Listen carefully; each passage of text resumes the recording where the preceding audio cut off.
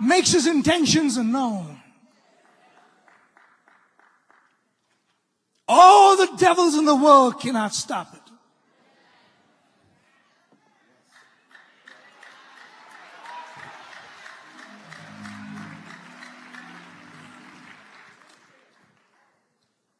Like you guys say, check it out, baby. Check it out.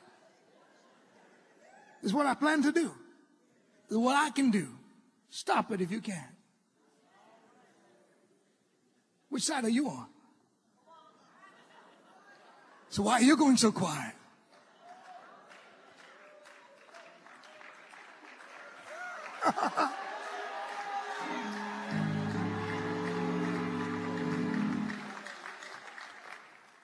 I'm going to share with you some secrets to see God move for you.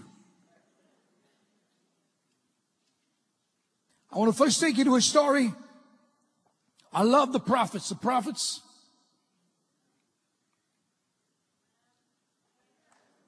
I love prophets.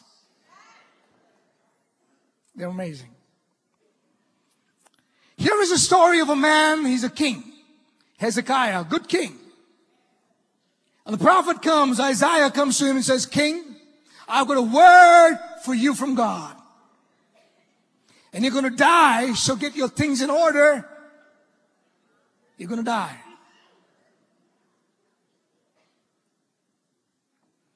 And the Bible says Hezekiah cried out to God, and before the prophet left his palace, God spoke to him and said, go back and tell the king, I'm going to give you 15 more years.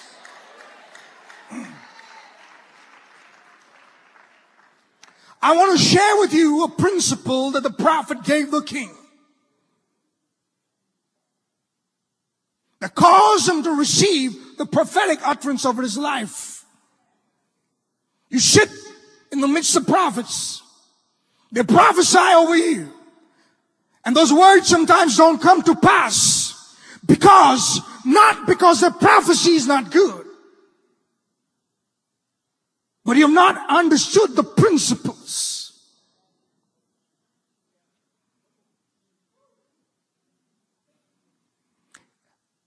Isaiah goes to Hezekiah and says, God's going to give you a sign.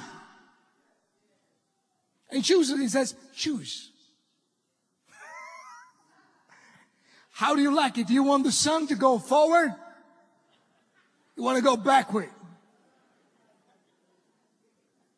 How do you want it? You choose. The king was wise. He said it's easy for it to go forward, for the day to advance. But for the day to recede and go back, it's a tough thing. So let me ask for that.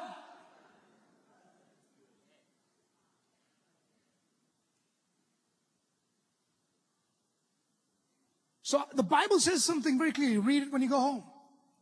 It says, Isaiah cried out unto the Lord. Say, cried out. And the Lord did it. It made the sun recede, go back. Now listen carefully.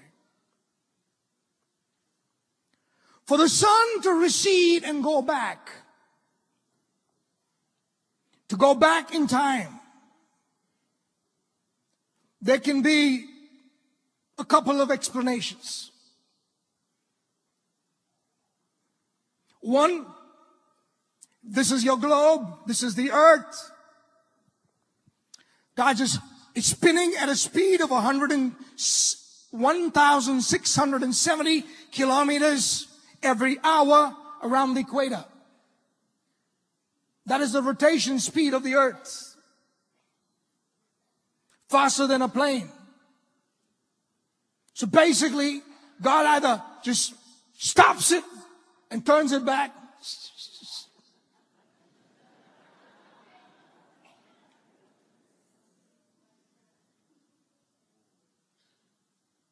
Or he moves the sun aside. One of the two things. So it's not too hot for him to handle. You got a problem keeping a pace. Was that basketball twirling on your fingertips? God keeps the earth spinning. He stops it, turns it back. He wanted the king to understand something. Listen, your problem is not too big.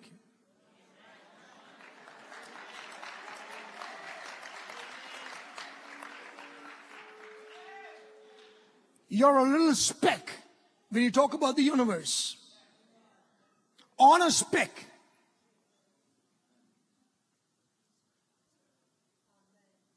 Your problem is a speck on a speck on a speck.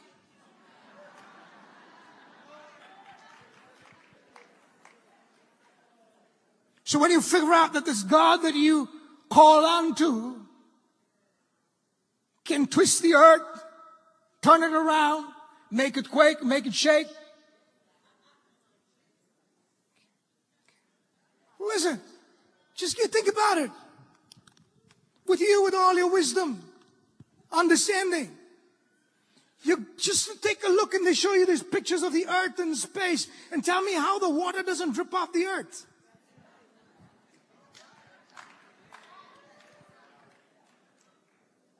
How does he keep the water there?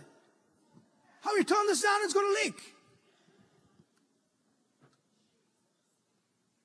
He keeps it. So he's a king. You want to get healed? And some of you kings want to get healed. Take your eye off your problem. It's no big deal. It's no big deal.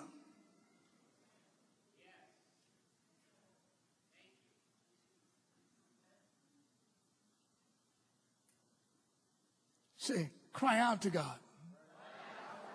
Can I share with you the principles of crying out?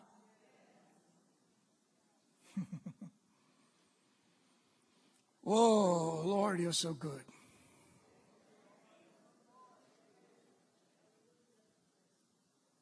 Say, mighty things which you don't know. I like the way God uses Isaiah the prophet to come up to the king and says, you wanted to go forward, you want to go backward. You know why? Because in the past he had held the sun still for Joshua's time. She said, this time let's put it into forward or reverse. Because a new thing. New thing. We were very comfortable with God doing the old thing. We like the old wine. But there's a new thing.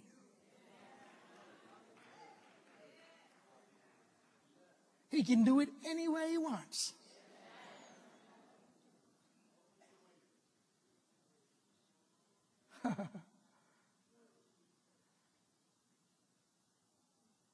Recently, we were in the middle of our service and we were just worshiping the Lord, having a great time on a Friday. We were just praying for the church and the people in the church.